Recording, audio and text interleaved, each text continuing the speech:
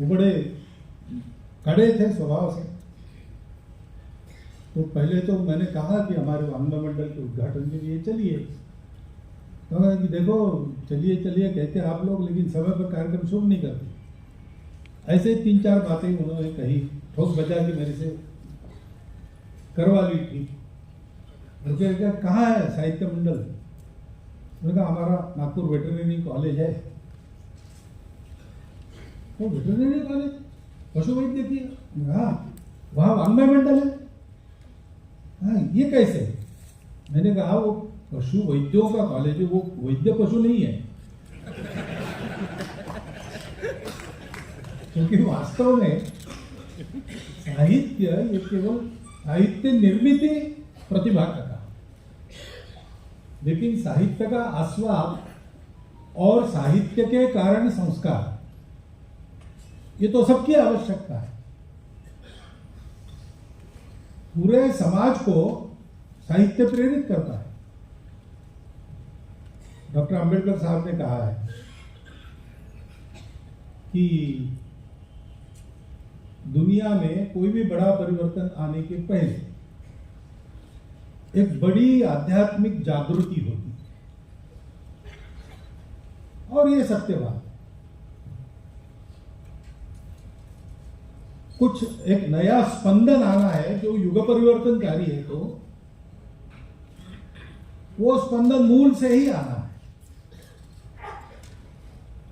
तो आध्यात्मिक जागृति होती है, उसके बाद परिवर्तन होता है। लेकिन आध्यात्मिक जागृति भी कैसे होती है? तो पहले तो अनुभूति लेते हैं कुछ लोग, वो सबके बस की बात नहीं है।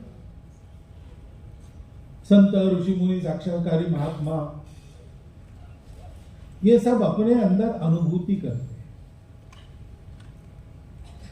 और उसके बाद उसको सामान्य लोगों तक पहुंचाते हैं, मौखिक रूप में, लिखित रूप में, कथा प्रवचनों के माध्यम से, काव्य के माध्यम से, अथवा लेखन के माध्यम से, टीकाओं के माध्यम से। विद्वान पढ़ते हैं, उनकी चर्चाएं होती है, लोगों में वो चर्चाएं प्रसारित होती है, लोग उसका आशय समझते हैं, धीरे धीरे परिवर्तन आता है, लोगों का मानस बदलता है। तो साहित्य, ऐसा भी एक बात चला था कभी, ये किस लिए? साहित्य एक प्रतिभा है, कला है। तो केवल कला के लिए कला है कि समाज के लिए कला है?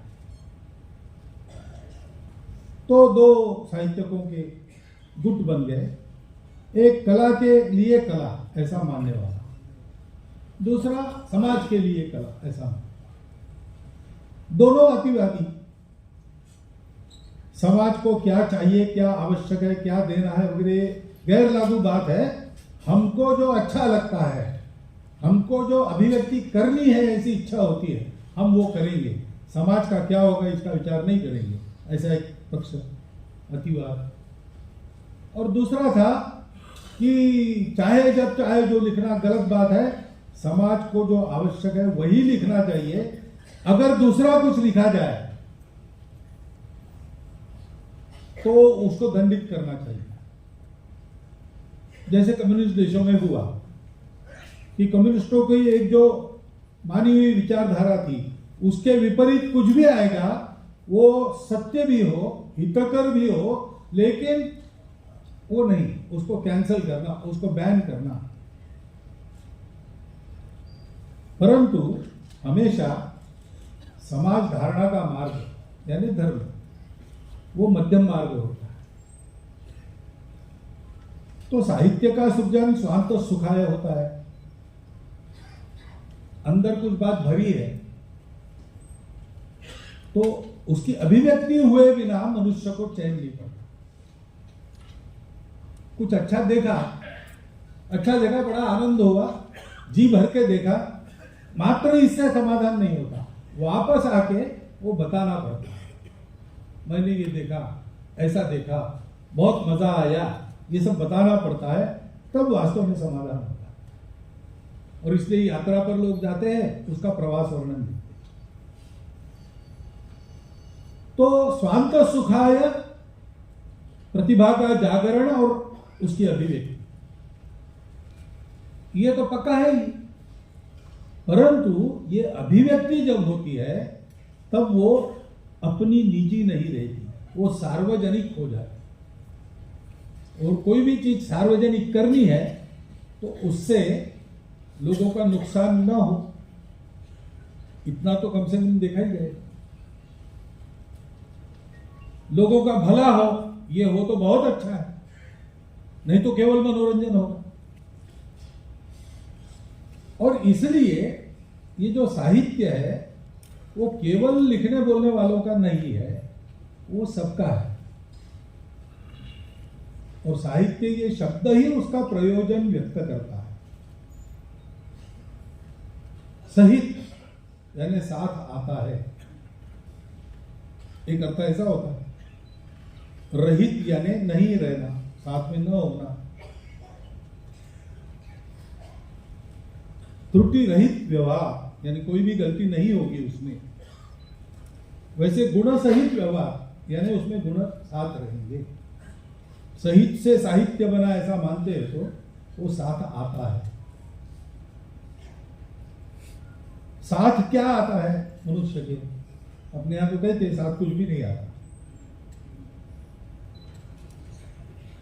आता है मुट्ठी बंद करके मनुष्य और जाता है हाथ खुले छोड़े।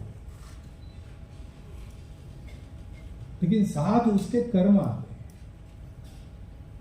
तो कर्म को अपने उसको भोगना पड़ता है। भारत के सभी विचार संप्रदायों में कर्म का सिद्धांत मान्य है। देवी देवता दर्शन सब अलग है, आस्तिक है नास्तिक है, ईश्वर मानने वाले हैं न मानने वाले हैं, आत्मा को अमर मानने वाले हैं, आत्मा को अशाश्वत मानने वाले, कई प्रकार है। परंतु कर्म उसका परिणाम, इसका चक्र चलता है। ये कर्म सिद्धांत सबको होता है, सबको मान्य है। वो कर्म साथ में आता है। लेकिन मनुष्य कर्म कैसे करता है? संकल्प करता है। संकल्प के पीछे क्या होता है? संकल्प के पीछे उसका मन होता है। मन का राग द्वेष होता है। मन के राग द्वेष के पीछे बुद्धि का विवेक जब खड़ा हो जाता है तब कर्म हितकारी बनता है। गीता में है, आत्मानम रथिनम विद्धि बुद्धिम तु सारथी विद्युम मनम प्रग्रह इंद्रियाणि रथान्याहु। ऐसा पता है? मानो ये रथ है, उसके इंद्रिय शरीर अपना घोड़ा है, मन उसके लगाम है, बुद्धि सारथी है और मालिक आत्मा है जो बैठा है। आत्मा के प्रकाश में बुद्धि विवेकपूर्ण निर्णय देती है, उसके अनुसार मन चलता है तो रथ ठीक चलता है। तो मन के राग द्वेष है, लेकिन उन राग द्वेषों को बाजू रखकर हित का विचार करते हुए जो साथ आता है, सहित। मनुष्य करता है, उससे उसका हित या अहित होता है। करने के पीछे इतनी सारी प्रक्रिया है, उस प्रक्रिया को ठीक से चलाकर जो हित साध्य करता है वो साहित्य है। और इसलिए अभी गीत में भी परिषद के ये कहा गया कि वाल्मीकि के मुख से संवेदना के कारण, करुणा के कारण विस्तृत हुई बात साहित्य बनी। क्योंकि यद्यपि वो शापवाणी थी, उसके कारण काव्य पहली बार भौतिक सृष्टि में अवतीर्ण हुआ, छंदबद्ध। और उसके कारण उस छंदबद्ध पद्धति से रामायण की कथा लिखी गई, जो बाद में सर्वदूर प्रचलित हो गई। और वो रामायण की कथा भगवान राम की मर्यादा सामान्य लोगों तक पहुंचाती है, उनके जीवन में उस मर्यादा का आचरण प्रवर्तित करती है। इसलिए वो साहित्य है। साथ आने वाला जो कर्म है उसको हित की दिशा में प्रेरणा देने वाला, विचार बुद्धि में उत्पन्न करने वाला जो होता है वो साहित्य है।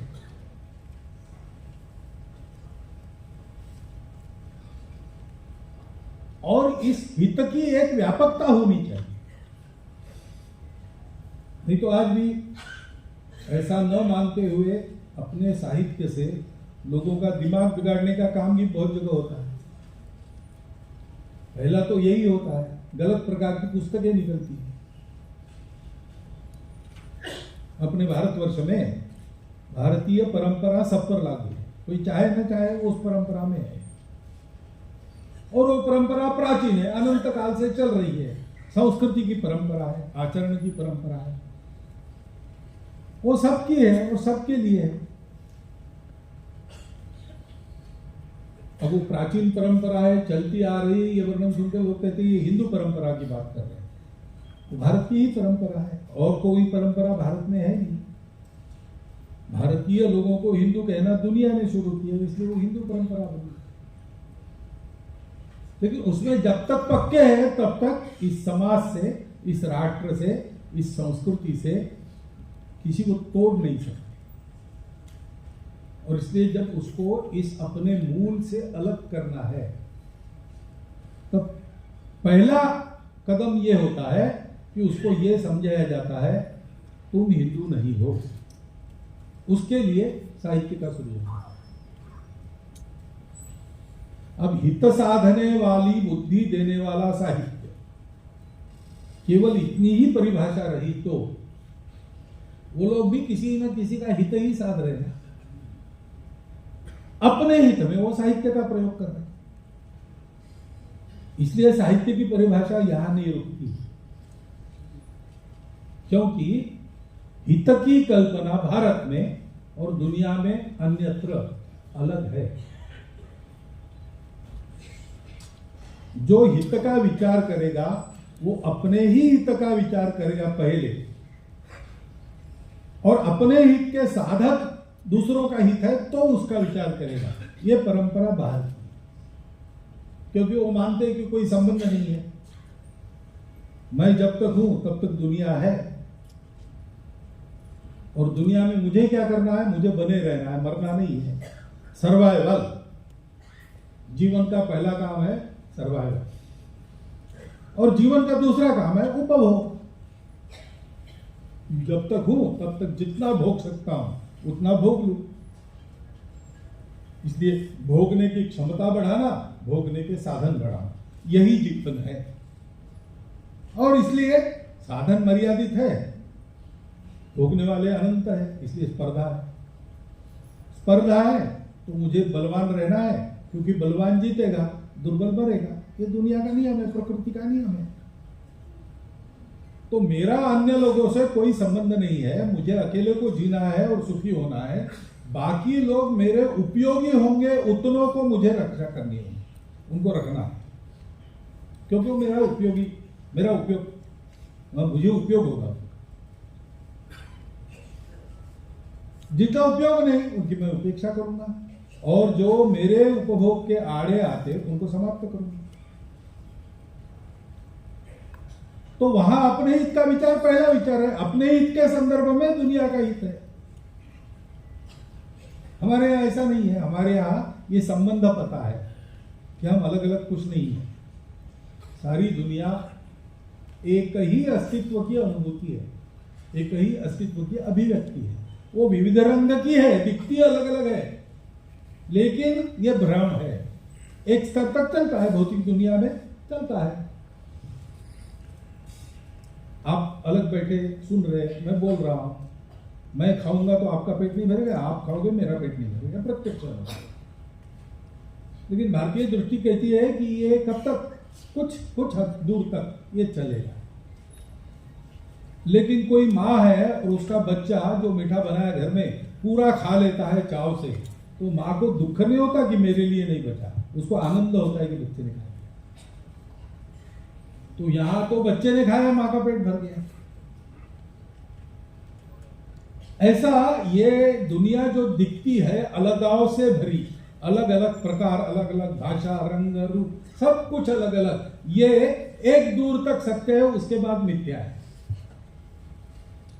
शाश्वत टिकने वाला सत्य क्या है? सब कुछ एक है। और इसलिए जब हम हित कहते हैं तो मेरा हित नहीं, अपना हित नहीं, अपनों का हित,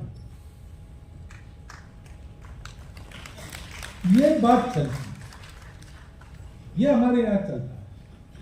केवल मेरा हित है तो पशु है। आहार निद्रा भय मैथुन च सामान्य में तक पशु न, पशु को अपने हित का ख्याल रहता है, अपने हित का विचार करने वाला मनुष्य पशु ही है। बैल घास खाता है, जब तक वो खा रहा दूसरे को खाने नहीं देता, दूसरा बैल आया तो उससे झगड़ा करता है, उसका खाना हो गया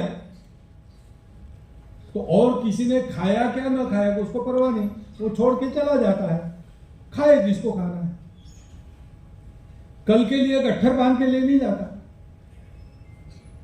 क्योंकि उसको विचार ही नहीं है, उसको अपने जन्म का प्रयोजन पता नहीं, अपना मृत्यु का भोगा पता नहीं, बीच में क्या करना है पता नहीं, इसका विचार ही नहीं है। जन्म मिला उसको जीना है मरते दम तक, मर जाएगा छुट्टी। मनुष्य को ऐसा नहीं, मनुष्य को जन्म मिला उसके मन में प्रश्न आता है, ये दुनिया क्या है, कहां जा रही है, कहां से आई, मैं कौन हूं, कहां जा रहा हूं, कहां से आया, हम दोनों का संबंध क्या है, ये मनुष्य के मन में आता ही है। और जिज्ञासा होने के कारण वो आहार निद्रा भय मैथुन तक सीमित नहीं रहता, वो पता लगाता है क्या है। उसको जैसे सुख की तृष्णा है वैसे उसको जिज्ञासा भी है। और इसलिए सत्य जब पता चलता है तो उसका व्यवहार बदल जाता है, वो पशु नहीं रहता। इसलिए मनुष्य के लिए कहा है धर्मो ही तेषाम अधिको विशेषो धर्मो हीन पशु समान। ये धर्म क्या है? हमारे यहाँ भाषाओं की बड़ी गड़बड़ होगी। मातृभाषा में लिखने वाले लेखकों का हमने सम्मान किया, बहुत आवश्यक है, उनका तो हम करेंगे, मातृभाषाओं का भी हम सम्मान करें। और लेखक मातृभाषाओं का प्रचार करेंगे, भाषाई एकता को आगे बढ़ाएंगे, समरसता आदि आवश्यक विषयों को लेके जाएंगे। उनके प्रोत्साहन के लिए हमने उनका अभिनंदन किया, अच्छी बात है। लेकिन भाषाओं का सम्मान उपयोग से होता है, पुष्पहार देने से नहीं होता। हम अपने भाषाओं में व्यवहार करना सीखें, हमने वो छोड़ दिया, इतना छोड़ दिया कि हमारे भाषाओं के ग्रंथ समझने के लिए हमने उनके इंग्लिश भाषांतर पढ़े। अब अंग्रेजों के पास धर्म नाम की संकल्पना है नहीं, दुनिया में अन्यत्र कहीं नहीं है, भारत में है। और भारत से ही चीन जापान तक गई, उत्तर पूर्व दक्षिण पूर्व एशिया के देशों में गई, pre Christian pre Islamic traditions में भारत से ही गई है, अन्यत्र है नहीं। और इसलिए अंग्रेजों को धर्म का प्रतिशब्द पता नहीं, उन्होंने उसको शब्द दे दिया रिलीजन। रिलीजन क्या है? पूजा पद्धति है, भगवान का एक रूप मानते हैं, उसके और भक्त के बीच में मध्यस्थ बनने वाला एक मसीहा होता है, और उसने कोड ऑफ कॉन्डक्ट के नाते एक किताब दी, एक किताब, एक भगवान, एक मसीहा, उसके बाहर कुछ नहीं। इनको पूछना नहीं, इनका अनुसरण करना। क्यों पूछना है? इनके प्रति अंधविश्वास, श्रद्धा कहीं, और बाकी कुछ नहीं, बाकी सब गलत है, यही सही है। अब धर्म ये रिलीजन है नहीं, पूजाओं में धर्म नहीं है, पूजा धर्म में है, पूजाओं में धर्म नहीं है। खान पान रीति रिवाज धर्म में है, खान पान रीति रिवाज में धर्म नहीं है। ये सब आचार धर्म है जो बदलते रहता है। शाश्वत धर्म क्या है? जो समाज को जोड़ता है, सृष्टि को जोड़ता है, जोड़कर सबको एक साथ उन्नत करता है और श्रेय की ओर पहुंचाता है, वो धर्म है। बिखरने नहीं देता, धारणा धर्म इत्यादि। इस लोक में परलोक में दोनों तरफ जो सुखकारी है तथागत तो कहते हैं कि प्रारंभ में, मध्य में, आदि अंत में सर्वत्र जो सुखदाई है वो धर्म है। अभ्युदय निश्रेयस सिद्धि सधर्म। और धर्म स्वभाव भी है। आग का धर्म है जलाना, पानी का धर्म है बहना, और धर्म कर्तव्य भी है। पुत्र धर्म है, राजा धर्म है, प्रजा धर्म है, पितृधर्म है। समाज जुड़ा रहे, सृष्टि जुड़ी रहे, पर्यावरण सहित सबकी एक साथ उन्नति हो, इसलिए हर एक के स्वभाव को ध्यान में रखते हुए अभ्युदय और निश्रेय सबको प्राप्त हो, इसलिए उसके कर्तव्य का निर्धारण करने वाला शाश्वत नियम, उसको कहते धर्म। ये धर्म है। और वो धर्म, शाश्वत धर्म, श्रीमद् भागवत में बताया, उसके 4 पैर है।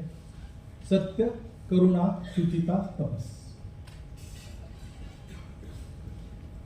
इन मूल्यों को विचार में, वाणी में और कृति में स्थिर जो करता है वो साहित्य है, क्योंकि इससे हित होता है। हम मानते हैं अपना हित हो गया, ऐसा नहीं होता है।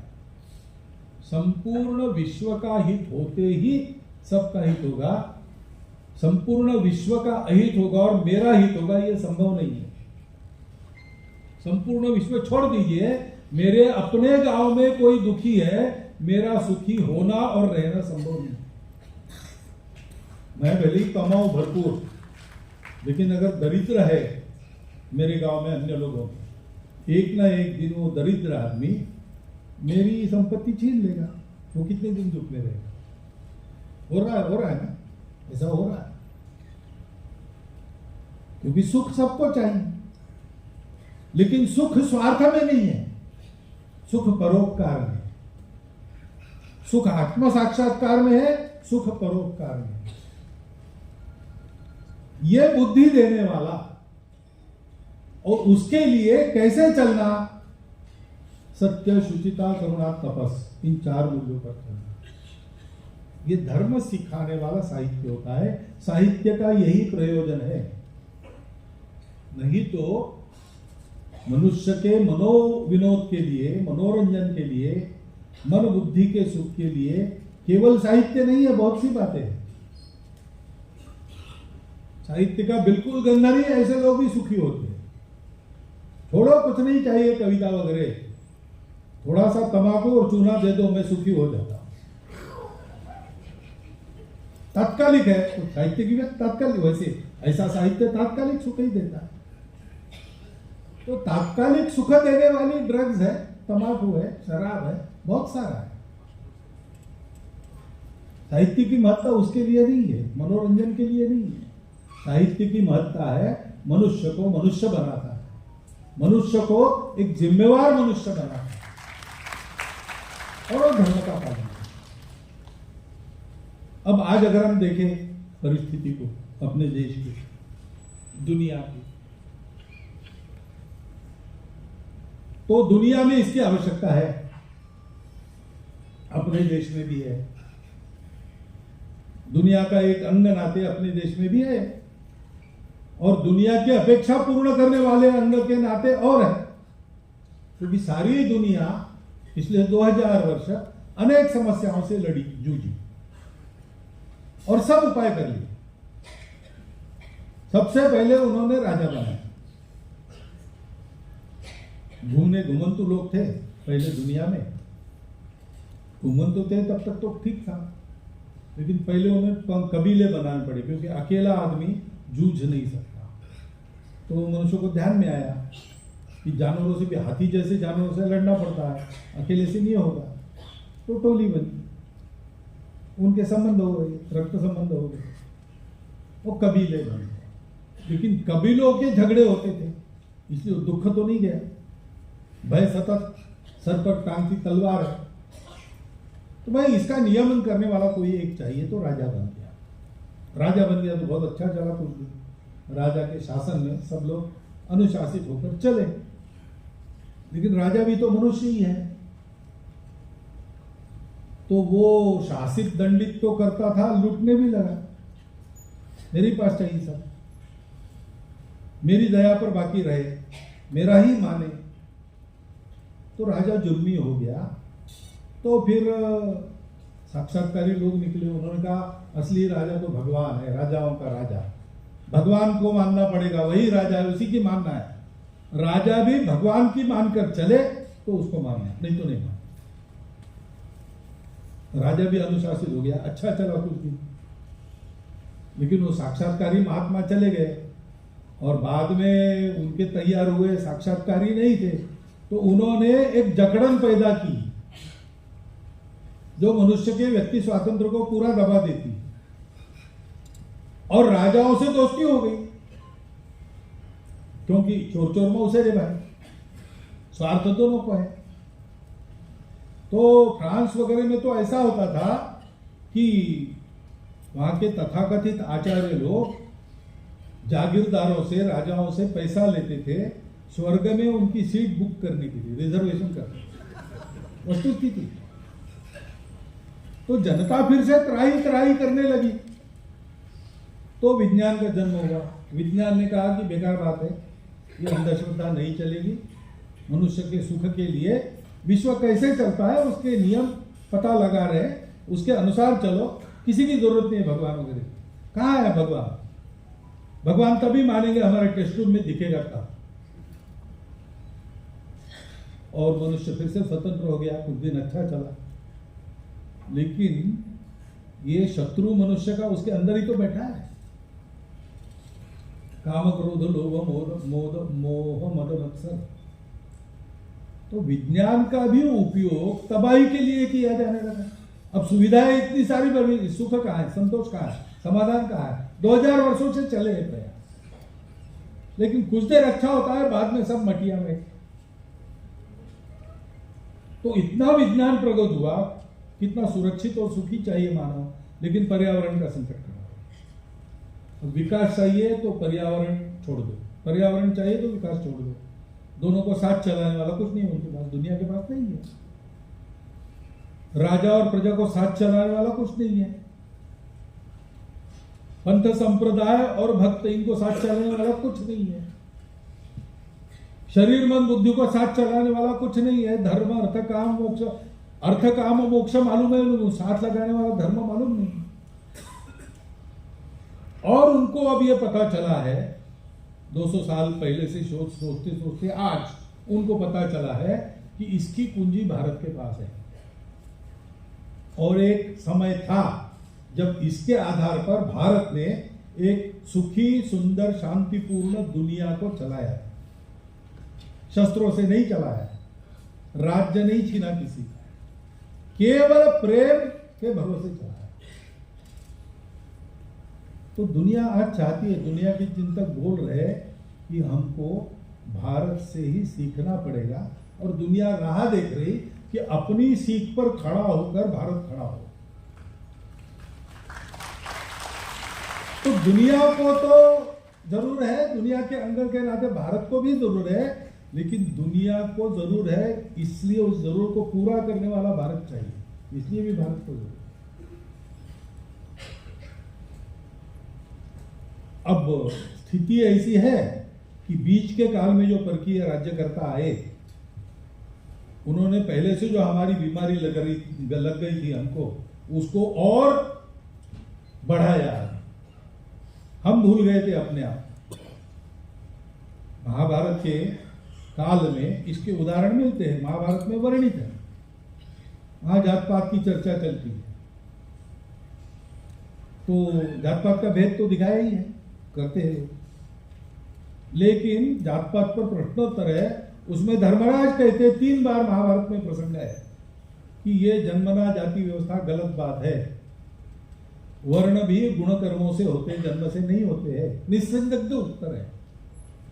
तो समाज में ये एक संघर्ष चला है, भूलते जाता हुआ समाज अपने स्वार्थ में भूलकर भेद कर रहा है, और जिनको याद है वो बता रहे हैं कि ये गलत है, लेकिन हम भूलते चले गए। इन बातों को विदेशियों ने बढ़ाया, और अंग्रेज ने रही सही कसर पूर्ण करके हमको पूर्णतः भुला दिया। हम मानने लगे हम निकम्मे हैं, क्योंकि हमारे बाप दादे भी निकम्मे ही थे।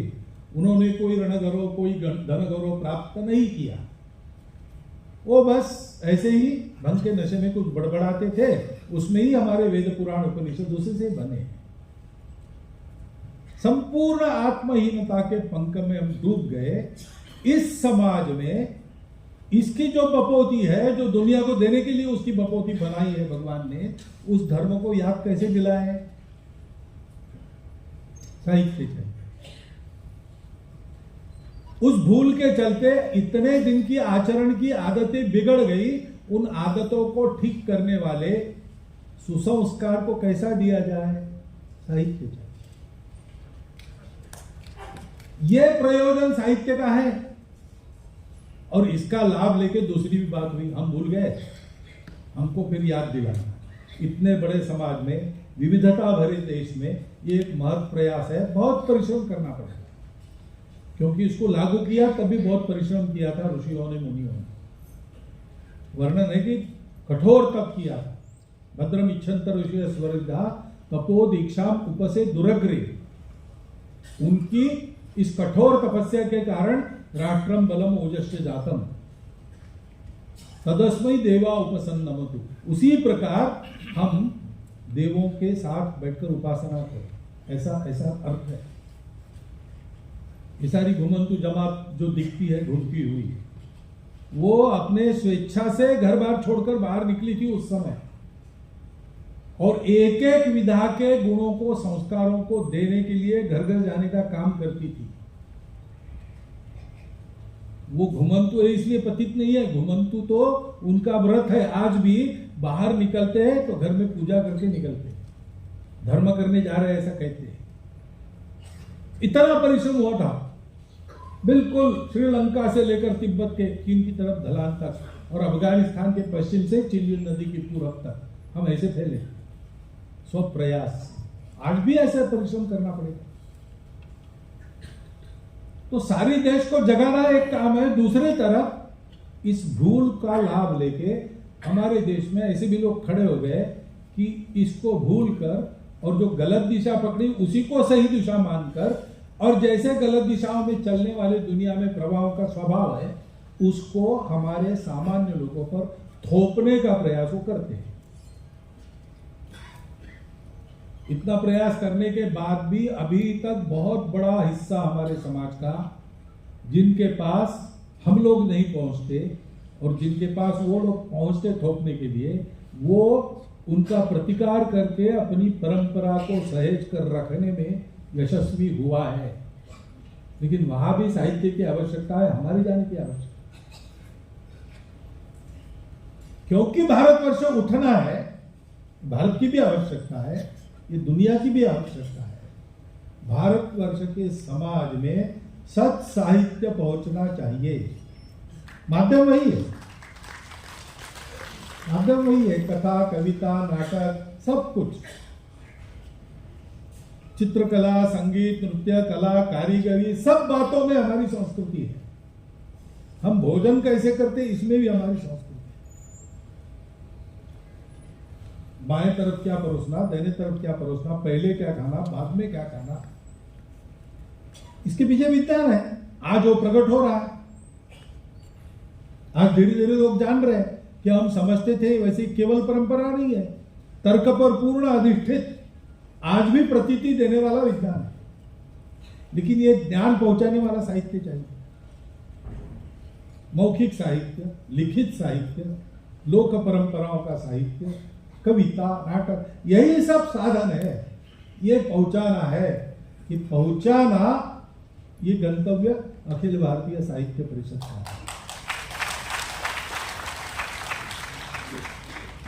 लोगों की आत्मविस्मृति, उसके कारण विस्मृति में चला गया इतिहास, विस्मृति में चले गए ग्रंथ, लोगों को बिगाड़ने के लिए होने वाले प्रयास, आदि आदि सब बाधाओं का सफल प्रतिकार करते हुए फिर से अपने देश को संगठित, बल संपन्न, आत्म तेज से तेजस्वी ऐसे रूप में खड़ा करना और विश्व की आवश्यकता पूरी करना,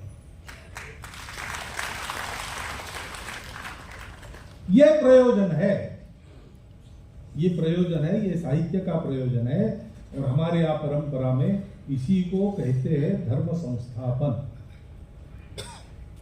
और परित्राणाय साधूनां विनाशाय च दुष्कृतां धर्म संस्थापनार्थाय संभवामि युगे युगे।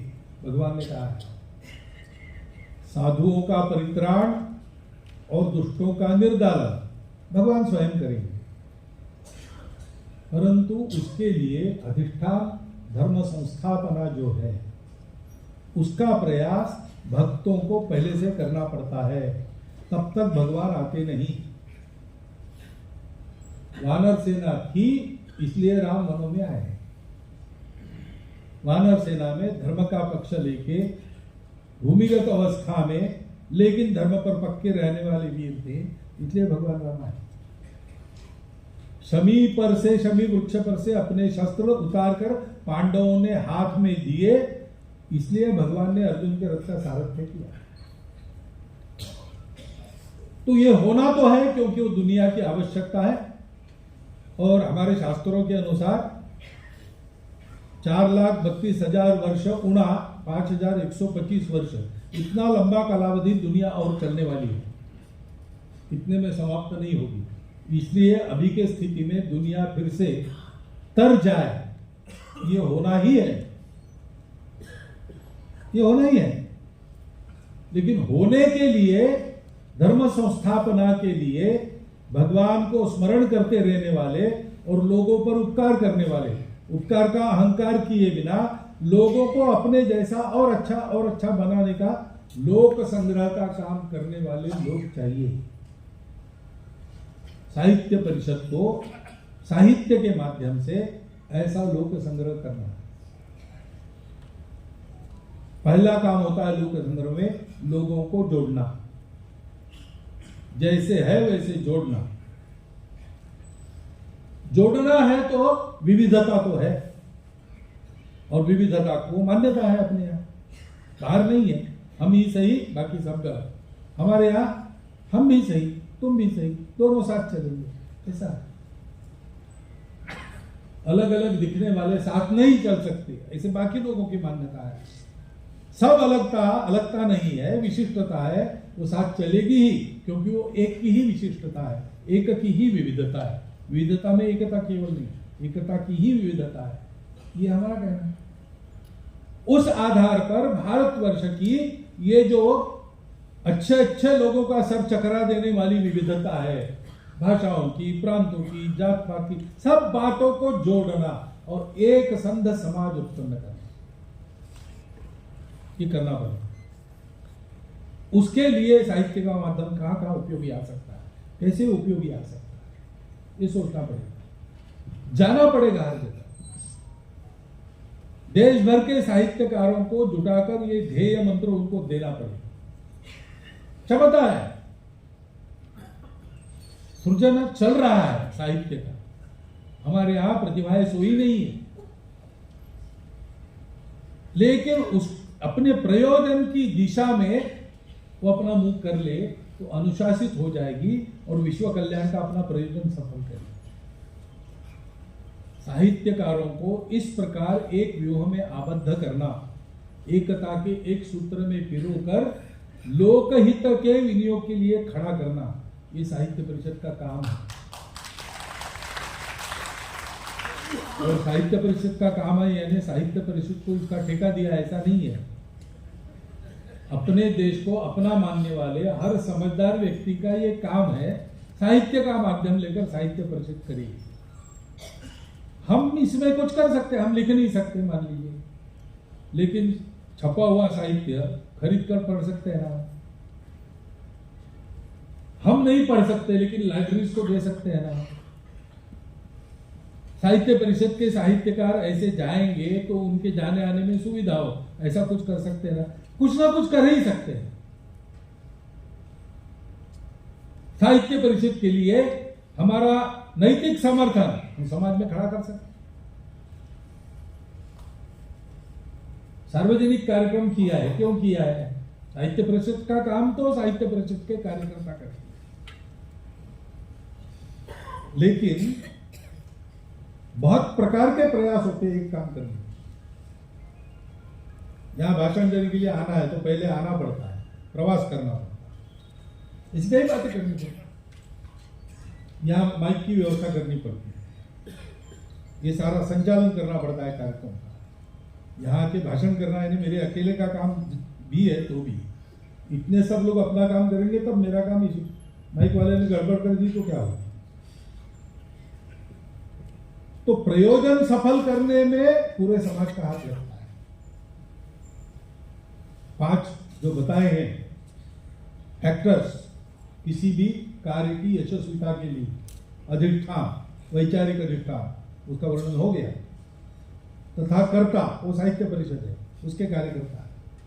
करणम च पृथक्विधम, अलग अलग प्रकार की कार्य पद्धति, प्रत्येक काम की अपनी होती है, साहित्य परिषद की अपनी कार्य पद्धति होती है। उसके साथ है विविधाश्च पृथक चेष्टा, एकदम भिन्न भिन्न अलग प्रयास करने पड़ते हैं एक काम को यशस्वी करने के लिए, हम उसमें सहभागी हो सकते। ये करते हैं 4 तो दैवम चैवात्र पंचम, 4 ठीक होने से 5वां अपने आप लाइन में लग जाता है। 4 ठीक नहीं है तो 5वां भी आता है। दैव कहिए, भाग्य कहिए, ईश्वर की इच्छा कहिए। वानरवीर तैयार है, भगवान राम आएंगे।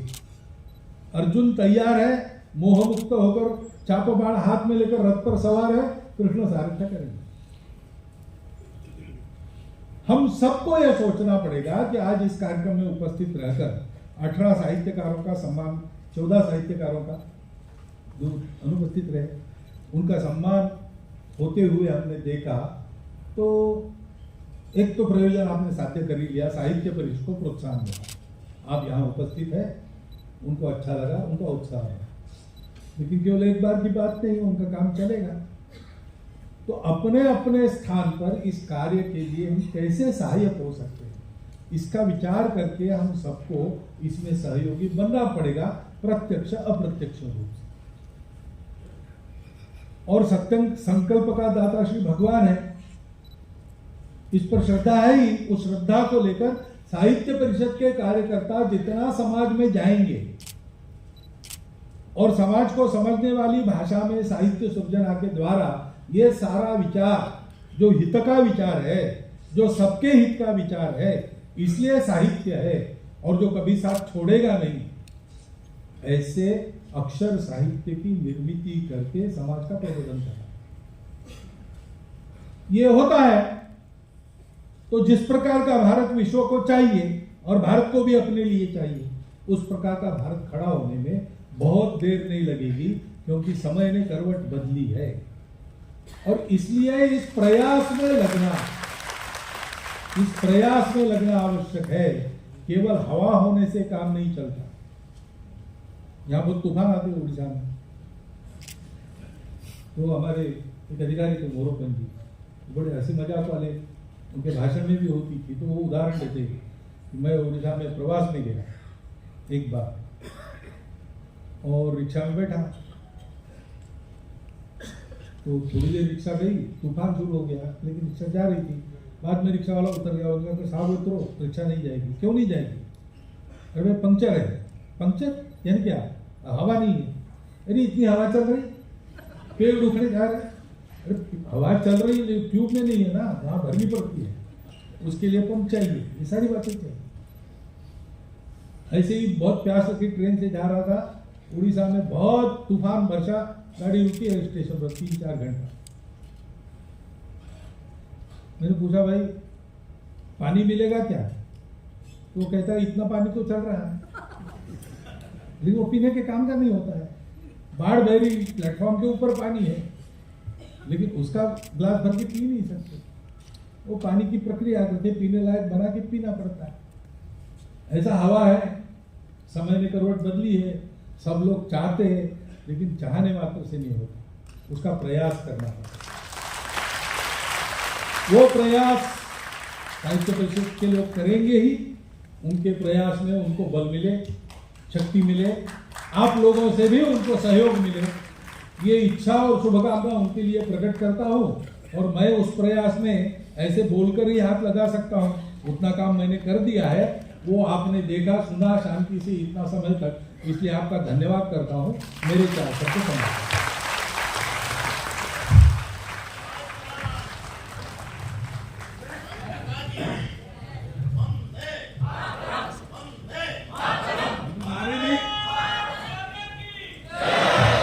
काम करो। पूज्य सरसंघ चालक जी का मार्गदर्शन पाथेय हम सबको प्राप्त हुआ। आनंद की बात है कि हम